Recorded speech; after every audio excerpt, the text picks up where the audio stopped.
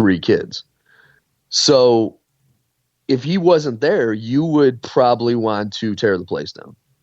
Yeah, it would stink on ice. Now I've been to a couple basketball games, and this never really came on the radar. You know what I mean? It was not even an issue.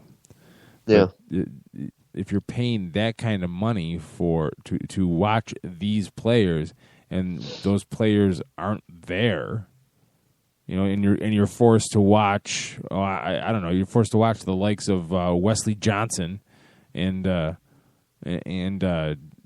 Nick Young. You know what I mean? And I'm using Lakers because that's the team that's on my brain because I'm a fan. So sue me, suck it up. I don't care. It's I don't know if it's a sign of what's wrong with the NBA, but it definitely leaves a sour taste in your mouth. You know, because you're going to be depending on the team. Again, it's the Spurs really. Nobody else is really doing this, so I don't want to make too much out of an isolated incident. But it is a dangerous precedent to set. Maybe I'll go there with you. Are you happy with that? I met you there. I'm happy with that. Okay. Just want to make sure. And, you know, I know it's just the Spurs now, but right now the Spurs are the top of the heap. So you have the best team in the league. The best perennially. The best oldest team in the league. Oldest, yes, but still the best team. And like I said, you know, I really think if they just did something simple like saying, come in plain clothes, but like before the game and after the game, spend an hour signing autographs. I mean, how would that hurt the player? They'd still get full rest. They won't have to worry about playing. The fans will get to see the players. They won't get to see them play, but at least they'll be there showing their appreciation to the fans. I don't think that is asking too much. You ask the world. I know. You I'm such an idiot. The world. Well, let's take our second break, and when we come back, we're going to listen, or going to be joined by, listen by Jim Sarantias, the fantasy Greek himself, stops by to talk football for an hour with us. You won't want to miss it. You're listening to 87 Sports Fans Live on Late Night Sports Radio.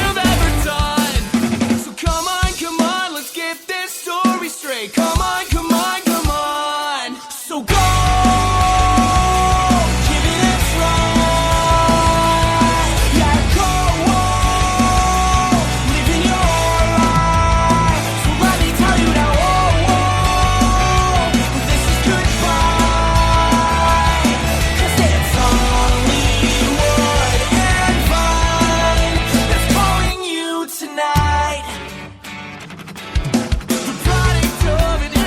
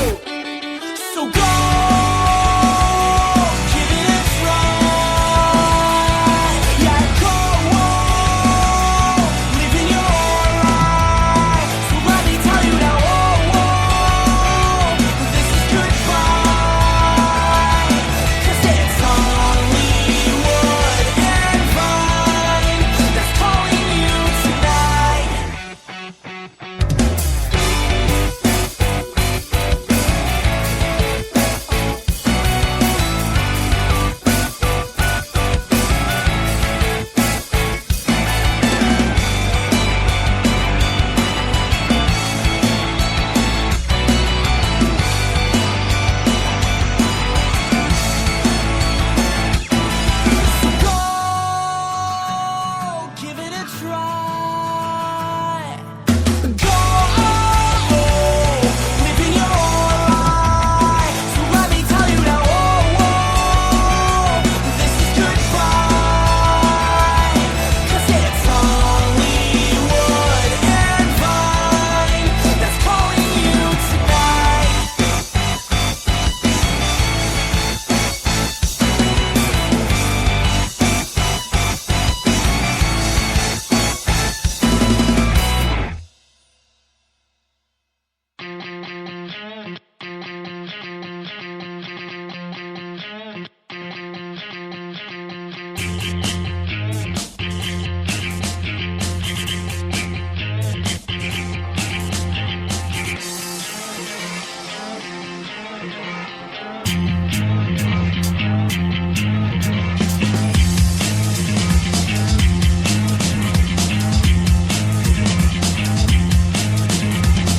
If I was a snake and you were a mouse, would you run from me?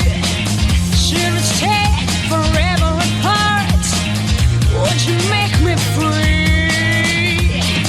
I don't really care if you love me.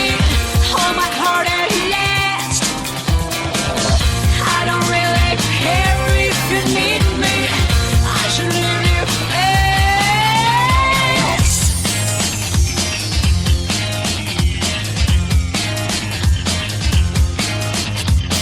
If I was a snake, I would be so wise.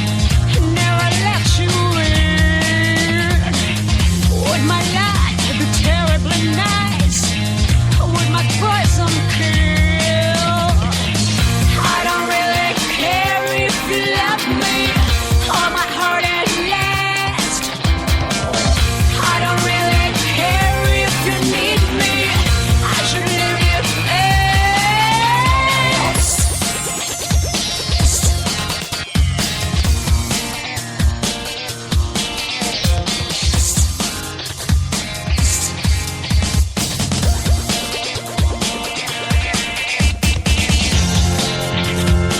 I should leave you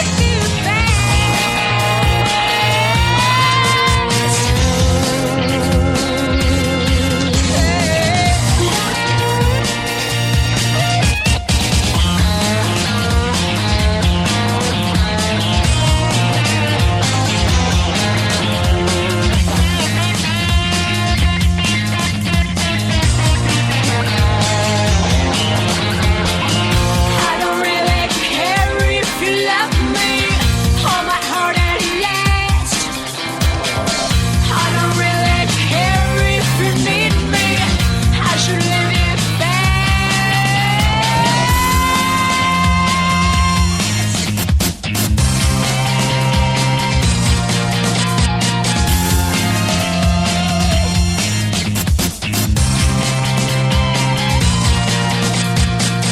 I should leave you fast, fast, fast, fast, fast, fast.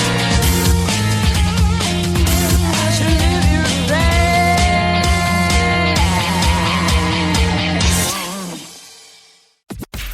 Who the hell can wait till morning? Talk now at latenightsportsradio.com. Intergalactic,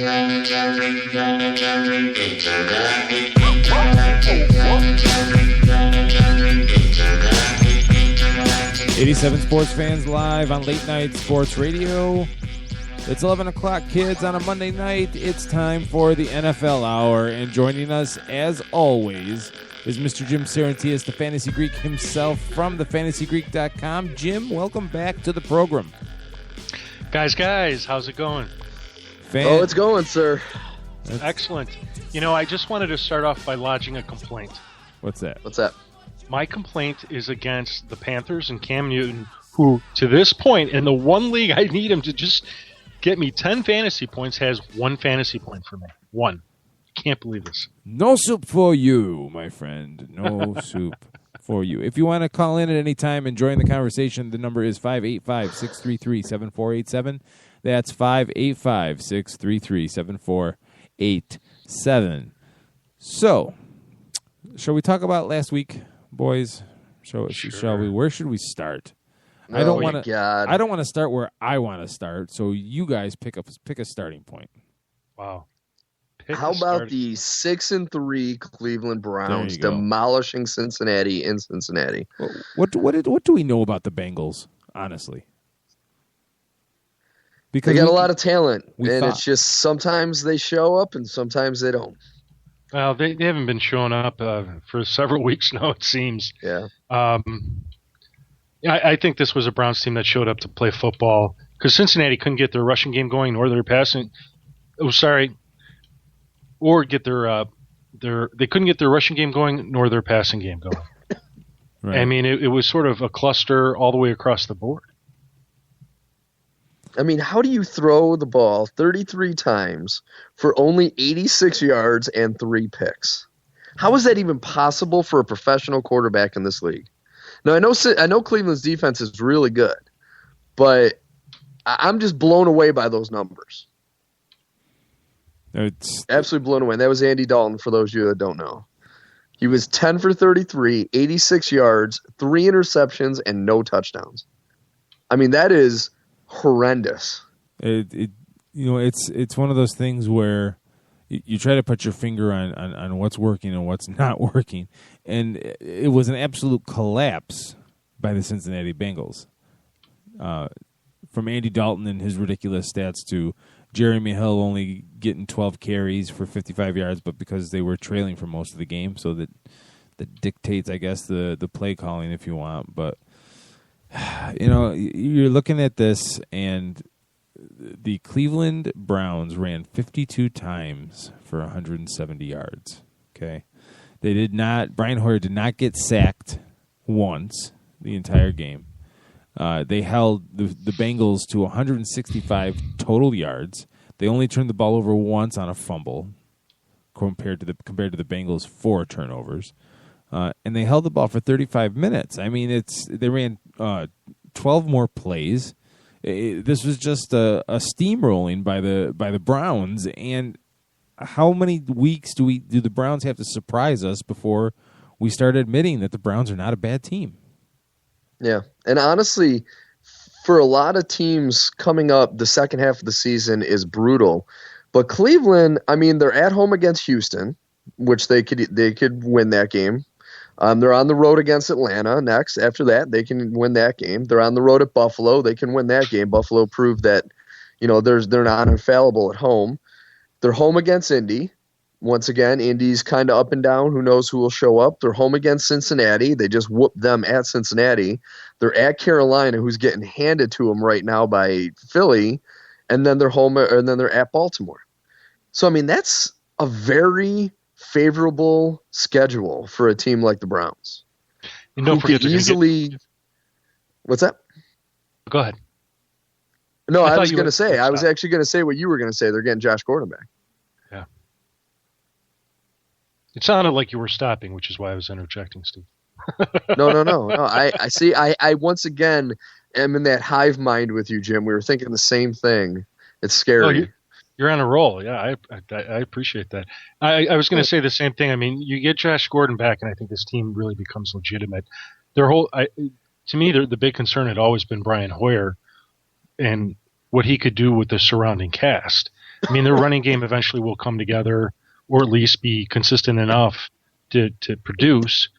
But their passing game for the Browns, it hasn't been very likable at all. In fact, it's been underachieving and underperforming. So getting Josh Gordon back, if he can be effective, because everybody's going to know what's coming, then I think that helps him all around across the board. Maybe it'll even help Jordan Cameron do something. I mean, here's a player that's been touted as one of the best tight ends in the NFL, but if you really look at his body of work over the last season and a half, it's not very impressive. It just isn't. I mean, he's had some outstanding games, but he's had a whole lot of games that it's not what I expect from a top tight end in the NFL. Right. In any case, that was a great game. How about the Chiefs going to Buffalo and winning a big game on the road? That was huge. They, I wrote in my preview piece for the fantasygreek.com that points were going to be at a premium,